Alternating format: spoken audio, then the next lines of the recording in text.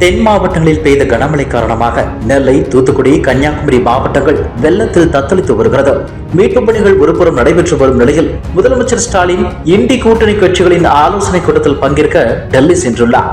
அப்படியே பிரதமர் மோடியை சந்தித்து வெள்ள பாதிப்பு குறித்து பேசவும் முடிவு செய்துள்ளார். தென் மாவட்டங்களில் வெள்ளத்தில் சிக்கி பாதிக்கப்பட்டுள்ள நிலையில் முதலமைச்சர் ஸ்டாலின் கூட்டணி கட்சி ஆலோசனை கூட்டத்திற்கு செல்வது அவசியமா என்று பாஜக, அதிமுக உள்ளிட்ட எதிர்க்கட்சியினர் விமர்சித்து வருகின்றனர். அதே வேளையில் சொத்து குவிப்பு வழக்கில் அமைச்சர் பொன்முடியை குற்றவாளி என்று சென்னை உயர்நீதிமன்றம் தீர்ப்பளித்துள்ளது. இது திமுகவுக்கும் முதலமைச்சர் ஸ்டாலினுக்கும் பெரும் நெருக்கடியை ஏற்படுத்தியுள்ளது. இந்த நிலையில் இது குறித்து பாஜக மாநில தலைவர் அண்ணாமலை ஆவேசமாக கருத்து தெரிவித்துள்ளார்.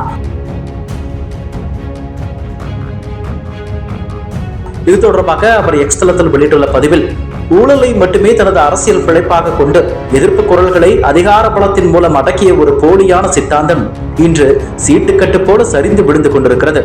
ஏற்கனவே இலாக்கா இல்லாத திமுக அமைச்சர் ஒருவர் ஊழல் குற்றச்சாட்டில் சிறையில் உள்ளார். தமிழக உயர்கல்வி அமைச்சர் திரு பொன்முடியோ ஊழல் குற்றச்சாட்டில் இன்று சென்னை உயர்நீதிமன்றத்தால் தண்டிக்கப்பட்டுள்ளார். தென் தமிழகத்தில் மக்கள் உயிருக்கு போராடி கொண்டிருக்கும் இந்த துயரமான வேளையில் தமிழக முதல்வரோ ஊழல்வாதிகள் மற்றும் குடும்ப அரசியல்வாதிகளின் இண்டி கூட்டணி நடத்தும் கூட்டத்தில் கலந்து கொள்ள டெல்லிக்கு சென்றிருக்கிறார் என குறிப்பிட்டுள்ளார். இதுபோன்ற செய்திகளை மேலும் தெரிந்து கொள்ள எங்களது யூடியூப், ஃபேஸ்புக் மற்றும் ட்விட்டர் ஆப்களை சப்ஸ்கிரைப் செய்யவும்.